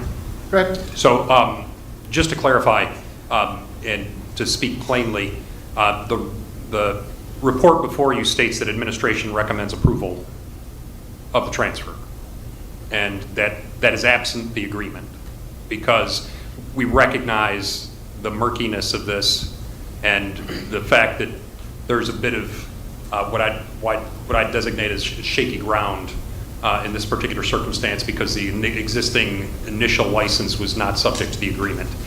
So just for the record, administration recommends approval, just to make that clear. And we've received information that perhaps we can require approval, and perhaps requiring approval and then as a result not approving the transfer without the agreement. If that occurs, we would potentially have a situation where we're going to find out what that results in at the Liquor Control Commission. Is that going to have an impact? I don't know. So that's the only clarification I can give you, is that we're recommending approval absent the agreement because of the murkiness that's in play. I understand that. I guess I'm asking that we make a note that it seems like it's a good discussion for us to have and clarify moving forward, maybe not in front of a candidate that's sitting here asking for one, but something that needs to be clarified so that we don't have this situation again. Deputy Mayor's not the only one that empathizes with you. I think there's situations where we're trying to figure out for clarity what it is that we need to do moving forward. At least that's my position. I think there's more to discuss here. I would say we should talk about it more, but I feel like with a solution in mind, but that's my personal opinion. I doubt I'll have the support for that, but yeah. I think what Drew was talking about personally is, if you guys care about my opinion, is on all the new licenses, having that restriction I think is fine to do. You guys will control what comes in and out of the city, but to do it to an existing license seems a little bit like, to me at least, an overreach of like private business versus public domain, kind of in that scenario, because you've now entered into a private agreement between a license that was transferable. So I guess for me, it changes. Like I said, you guys have now entered into the conversation of the agreement that I made with that party for an existing license that didn't have any type of restriction, and then putting it on after the fact. But I think for new licenses, I think it's not an issue. Everybody understands what they're getting into. Whatever the particular action is from council tonight is going to be the policy that I'm going to go forward with, right? If you say we're going to approve it, then we're not going to get into this situation when it's a transfer of an existing license that didn't have the restriction on it in the beginning. That's going to be basically the policy that I'm going to follow going forward. This was the first time this came up, and I mentioned it's a murky situation, so that's why it was presented to you in the fashion that it was. But that would be basically the policy direction from council of this decision as far as I'm concerned. Councilmember Simmons still has the floor. So it seems like if that's the case, then this seems like a decent decision to make. It seems like something that I feel like needs to be further analyzed to understand what that is, in support of you. Yeah, thank you. Like in support of you, to be able to further analyze what this looks like, to understand what our actual vote is going to be. If you're saying you're going to take this as policy moving forward, it seems like we should have a real understanding of what this is. Yeah, just to kind of add on to where Mr. Brown's going, this doesn't preclude a future policy discussion if that's the direction of City Council. If you direct us to schedule a conversation, we absolutely can and we will. The murkiness of this doesn't change.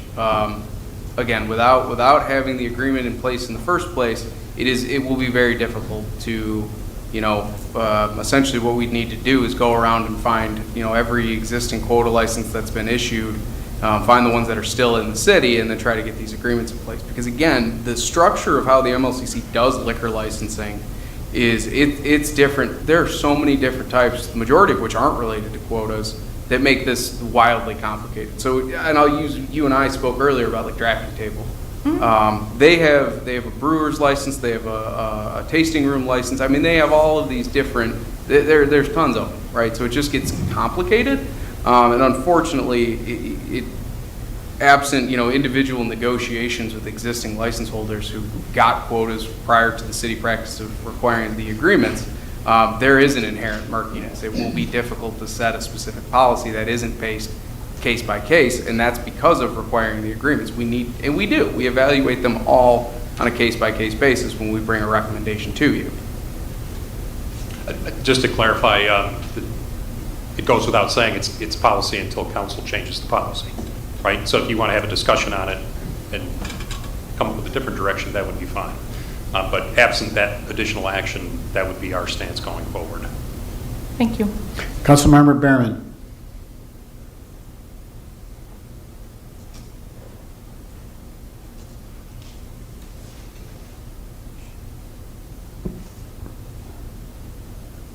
Frustration has nothing to do with you. Sure. I understand what you're looking to do. I understand that you're looking to your best financial interests. And I really hope that your restaurants are successful. I think even listening to the city manager switch his opinion on is going to be policy, or maybe it's not going to be policy, and the packet coming out recommending approval, but then us getting an email that maybe said we shouldn't approve it. Like, this is, we need to be, I agree we need a policy. And I feel bad that you're put in the middle of this. You said you signed a long-term lease. Are you going to be here at least 5 years? I've got up to 20 years. And And that's signed with a personal guarantee. So if you guys do this, if this license doesn't get approved, I'm on the hook for that without a liquor license and with a much diminished liquor license. So I could be out dramatically for a long time. So you're not going anywhere? No. I specifically asked, they had a 3-year term. I asked for up to 20 years so that I could be here for a long time. I think your situation, you've already established being here and discussing with us this evening. You're not leaving us. We're in a better position to have you. I'm fine approving this as is this evening. Thank you very much. Councilmember O'Day. Thank you. Excuse me. I am 100% in support of approving this transfer. Thank you. Because again, just, I'm playing the tape through in my head. If the business isn't successful and you go, you're not going to be able to sell it. It's going to sit there. But, we've got to wait for someone else to have a transfer license to come in. Am I understanding that? Yes. The gist of that? Yes. Okay. And the agreement was between you and the seller. We were not privy to it. Yes. Okay. Thank you. Councilmember Kennedy. Thank you. I just want to run through my thought process on this. At first, I wanted to say no to this until I started seeing that there was no actual agreement put in place that it had to stay in that location. And then in my mind, it's something that you bought. Yes. And then I run two situations is if I say no to it, two things can happen. The MLCC can come back and say, you're getting it anyway, and then come back and say, no, you're not getting it. And in both situations, you're already upset at the city. Yep. Why would we cut off our nose to spite our face when it's his license? And if we say And no, we're trying to we're get not doing retail in anything here. with it. That's If we the goal. say yes, then he can still run a successful business, and we're in the same position as before. So I would vote to approve this. Thank you. This is nothing personal. Sure. I mean, we're trying to develop a downtown, and a big tool in the toolbox for us is having a liquor license. Of course. Okay. And I'm not a lawyer, but this is how I interpret this. It says the city will not issue a new quota license. This is an existing license. So for us to throw demands on top of this, we're making policies that we don't have council approval or anything else on. I wish you the best of luck. Thank you. I want to see you succeed over there. I know from the people I talk to, they're excited that the restaurant's going to reopen. You're going to find out on Thursdays that that restaurant's going to be open. Everything's going to be great. I wish you nothing but success, and I can support this. Thank you. Any further discussion? All right, with that, I got a motion and a second to approve the recommendation to approve a resolution of support for a transfer of an existing Michigan Liquor License Control Commission Class C on merchant SDM off-premise retail liquor license and authorize the issuance of a Sunday AM and PM sales permit, an additional bar permit, an outdoor service area permit, a specific purpose food permit, and a social district permit for NCM Wixom LLC at 48992 and 49000 Pioneer Trail, Wixom, Michigan, and authorize the updated social district map. All those in favor, please signify by saying aye. Aye. Opposed? Motion carries. Thank you, guys. Thank Definitely you. appreciate it. Thank you. We wish you the best. And Piazza Bar and Grill will be opening soon. All right. Yep, it's going to be Piazza. So actually named it after what would be in Italian, the city center, the heart of the city, that is what the market, the area of where everybody gathers, the neighborhood gathering space is what the restaurant's going to be. So Perfect. Yep, Well- thank you, guys. So then it's pronounced piazza. Piazza, yeah, I was going to keep it layman, but yes, it's Piazza. But yes, thank you. Let us know, and if you want a ribbon cutting or anything, let us know. No, we We'll absolutely arrange it. will. So we're gonna do some little bit of soft opening, and then right now, we're just getting everything situated and making sure our staff can execute the dishes the way we want to. We'll do a couple of stress tests and make sure we're ready for you guys, but we're very excited, and thank you guys for understanding. I appreciate it. Very good. Thank you. Thank you for understanding. New business number 4 is a recommendation to approve the facilities locate agreement with Metro Fiber Net, providing for reimbursement of the city costs associated with the installation of telecommunications infrastructure, and authorize the city manager to sign the agreement. Do I have a motion? Support. Mr. Sigma, good evening. Good evening. Thank you, Mr. Mayor. And we have been working with Metro Fiber Net for a number of months now, and they've been installing a lot of fiber in the city. With that comes additional work, and we've been trying to stay on top of it as best as we can. We've asked for additional help with engineering for locating, and with F&V operations, water and sewer locations.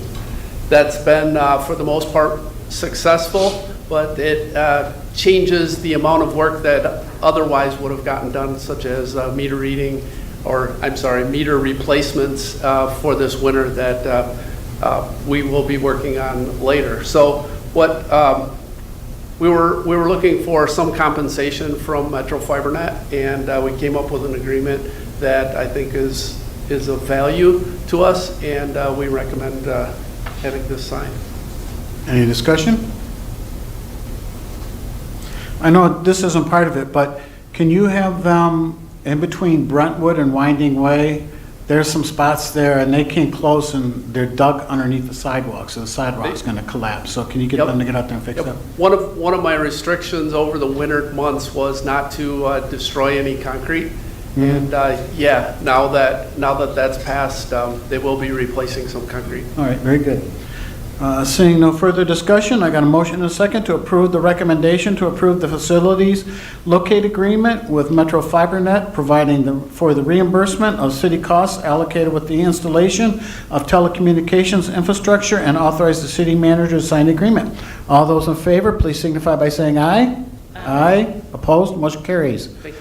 Thank you, Tim. New business number 5 is a recommendation and request to convene a closed session of the City Council in accordance with Michigan Open Meetings Act to consider the purchase or lease of real property pursuant to and authorized by MCL 15.268D. Do I have a motion? So moved. Support. Roll call, please. Councilmember Simmons, Oh, wait a minute. Yeah, how do you want to? Sorry. The way that's written is typically how we would do this, we do it now, right? It doesn't say in there after council comments like it does sometimes. So it doesn't make sense to do these out of order. That's why I like the mayor wanting to put the budget earlier. Can we amend that to say after council comments or something? That way, just leave now and then Sure. have to remember to vote on Sure. something. I'm going to do that. Okay, go ahead. Councilmember Simmons, We're voting to go into closed, we're voting to go into closed session after council comments. All right, yes. Mayor Beagle, Yes. Deputy Mayor Gotcha. Yes. Councilmember Behrman, Yes. Councilmember Brendan Fox. Yes. Councilmember Kennedy, Yes. Councilmember O'Day. Yes. 7 yes. All right. So we have a motion to go into a closed session afterwards with the amendment. Moves us on to new business number 6. There's a submittal of the city manager's proposed fiscal year 2026-2027 budget and setting May 26, 2026 is the date of the public hearing regarding the budget. Do I have a motion?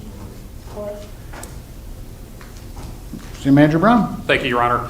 So as required by Chapter 8 of the City Charter, I am presenting to you, submitting to you, the City Council at this council meeting, the proposed fiscal year 2026-2027 budget and setting the date of May 26, 2026 as the date for the public hearing regarding the budget. As you know, we are also scheduled for a budget work session on April 21st. That's happening next week, Tuesday. This budget was provided to you electronically. It's been emailed to you individually as it stands right now. It's been a bit of an onerous process this time around, and it takes about 3 hours worth of time to produce physical packets, so those are not yet produced. They'll be available tomorrow and be provided to you tomorrow. And to a council member that I had a discussion about this, that would be provided in a timely fashion tomorrow. So that's something that you will see. We will also provide a written cover memo type document that's going to provide some of the highlights that go along with that. That's something that oftentimes we can cover here verbally, but in this case, I'm going to provide a memo along with the hard copy of the budget that you will receive tomorrow that will cover some of the highlights, maybe the lowlights that go along with our proposed 2026-2027 budget. Other than that, the dates are reflected in the report. As I mentioned, April 14th for this submittal, the 21st for the budget study session, and the 26th for a public hearing and adoption. So if you don't have any other questions, that's what we're asking for is just accept and receive the proposed fiscal year 2026-2027 budget. Any discussion? And the public hearing date, I'm sorry, I left that out. All right, seeing none, I got a motion and a second to approve the submittal of the city manager's proposed fiscal year 2026-2027 budget and setting May 26, 2026 as the date of the public hearing regarding the budget. All those in favor, please signify by saying aye. Aye. Opposed? Motion carries. And that concludes the new business portion of the meeting tonight. We'll move on to the second call to the public. I'll read those rules again. The public shall address the council during the call to the public, which shall be included on the agenda immediately after correspondence and again immediately after new business. The first call to the public immediately after correspondence shall be limited to agenda items only.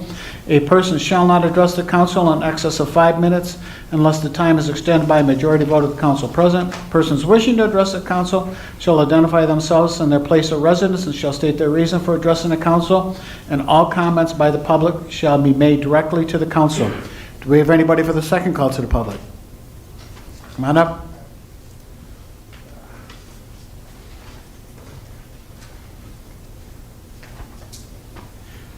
Thank you for your patience.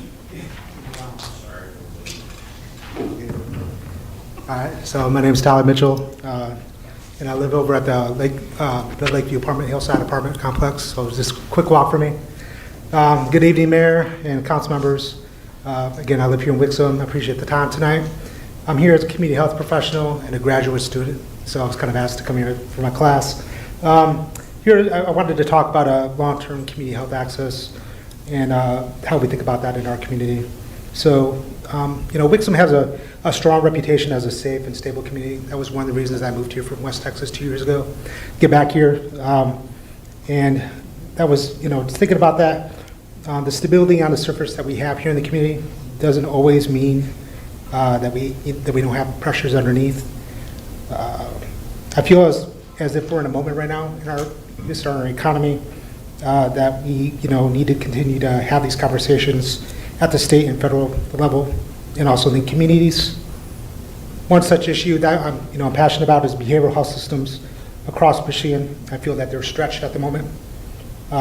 Costs are pretty high, and while we have there's a lot of flow through our county and state, it still hits our communities locally.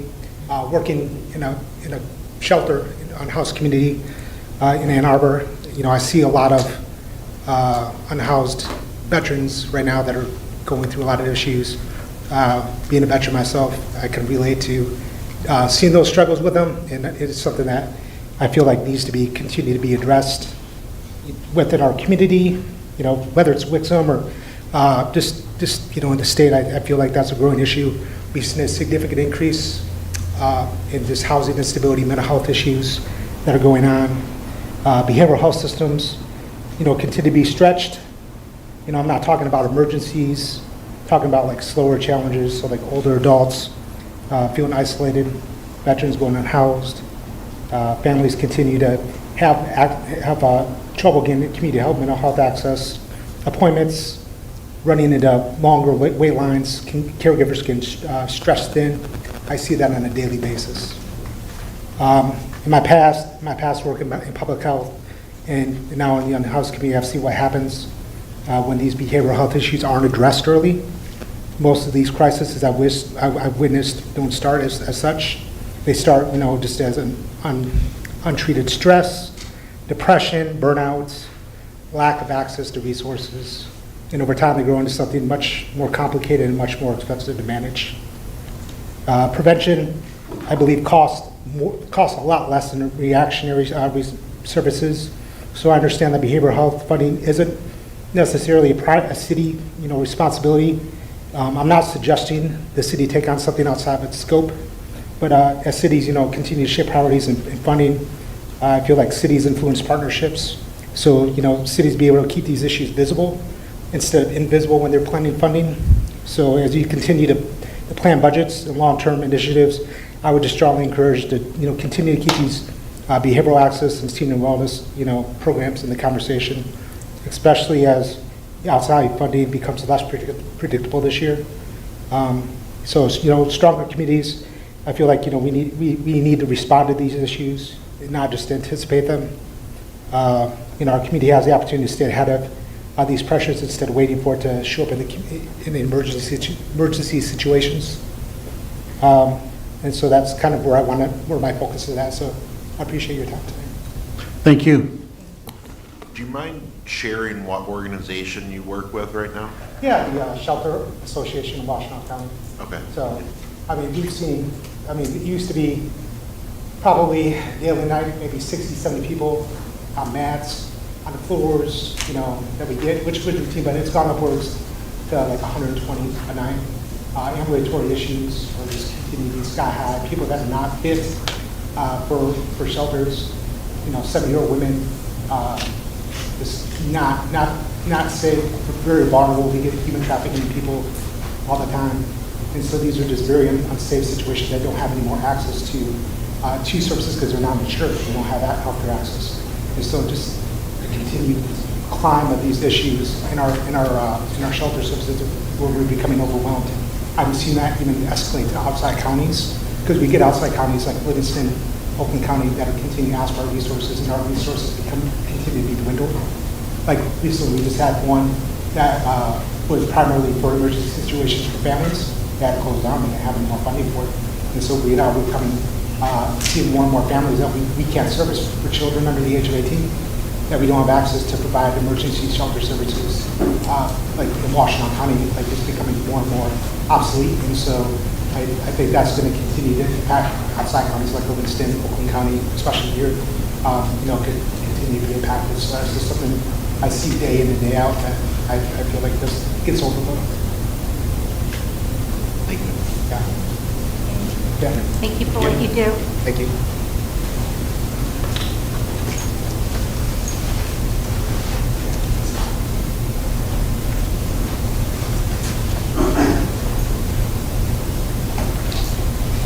Good evening, Mayor and Council. My name is Dan Pelchak. I live at 13261 Sumac Lane in Greenock Township. I'm here to introduce myself tonight as a candidate for the Michigan House District number 49, which includes the city of Wixom, Walled Lake, Northern Lyon Township, a piece of Novi, and a piece of Commerce Township. It also expands into Livingston County and covers Greenock, Brighton Township, and the entire city of Brighton as well.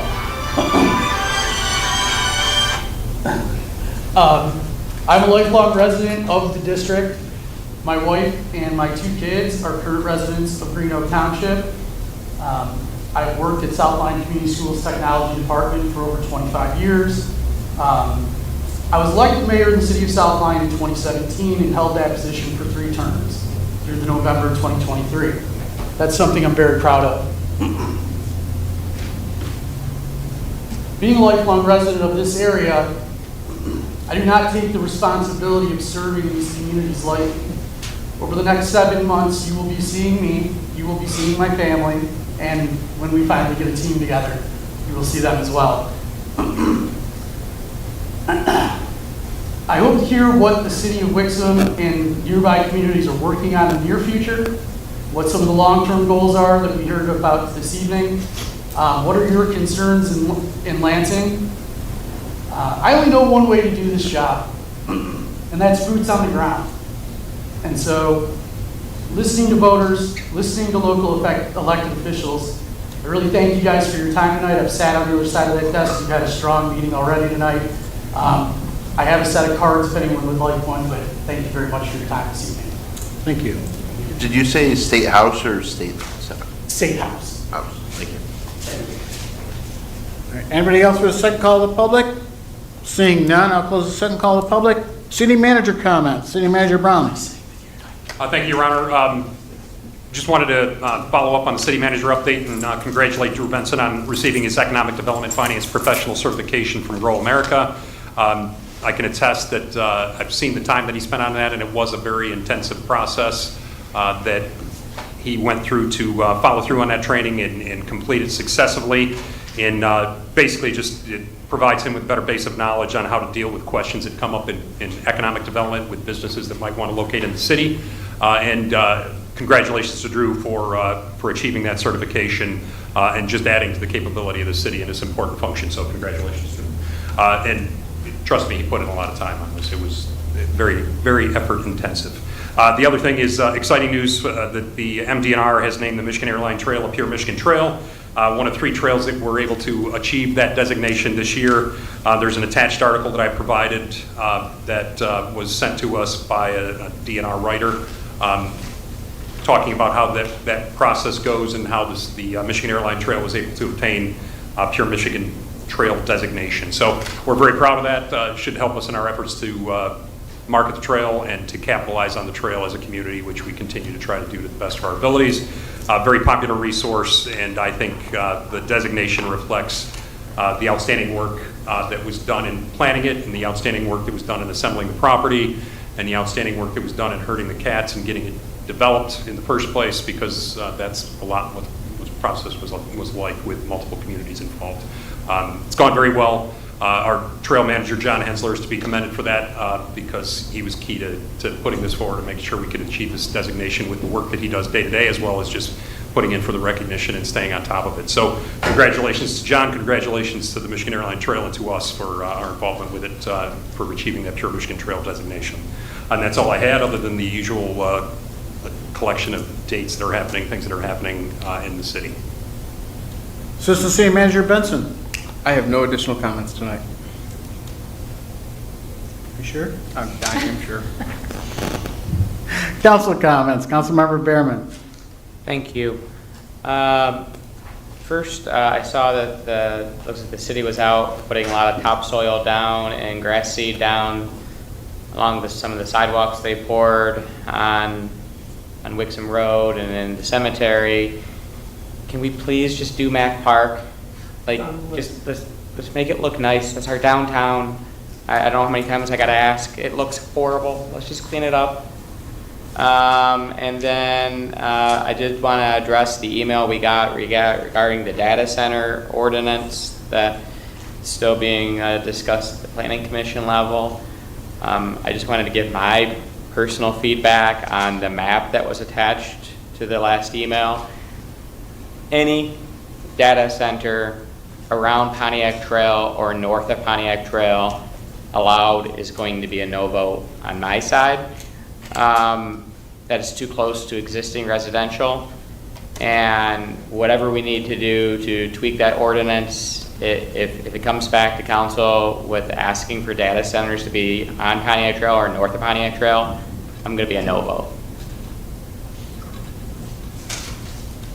Yes. Councilmember Kennedy. I want to say that I had a tour of our downtown development area from the DDA, and it was very nice. I can see the vision coming together, especially with this big plan we got. Congrats, Drew. I also want to touch on one thing with data centers. I looked into things a little bit, and while they can pass decibel levels at what we can normally hear at, they are wildly loud with infrasound, and I would like to see the planning commission look into that, because they can apparently vibrate houses near a mile away when they're running at full speed, but you can't hear it. And it's known to induce anxiety and nausea in people. Just something to look in. I thought it was very interesting. That's all I have. Good. Councilmember Simmons. Thank you, Mayor. Just a couple of notes. Thank you to the planning committee or commission on all the work on the master plan. It was nice to be able to read and get some more knowledge on some things that I already knew. I'd like to come back, I guess, from a city staff perspective about this conversation tonight with this liquor license. I think we have to do something about this. This, to me, was an uncomfortable conversation to have in front of an actual applicant when I think there's some policy stuff for us to figure out. So I'm wondering, and I can talk to council about this, I'm wondering if there are ways to have this conversation as us developing policy before we actually meet with an actual applicant to discuss this. So it would be nice, and I could be way off base, but to be able to have this conversation as a council and have his application on the docket for our next meeting. You can request a new business item. Sure, I will. A discussion, I will. or you I will. You can do that. I'm just Yep. putting it out there today. Yep. Congrats to Drew. Way to go. And then obviously, congratulations to our national champions, the Michigan Wolverines, on an amazing basketball season. As an alum and now as a Michigan mom, I am always pleased to be a Wolverine. Thank you. It's not pleased, it's great. No, it's great to be a Michigan Wolverine. Councilmember O'Day. Thank you. In the interest of time, I'm so tired. So just congratulations to Drew. And I don't know who has certain stakes in the meeting. Oh, no, none tonight, don't worry. Councilmember Grellen Fox. I agree with your sentiments, Councilmember O'Day.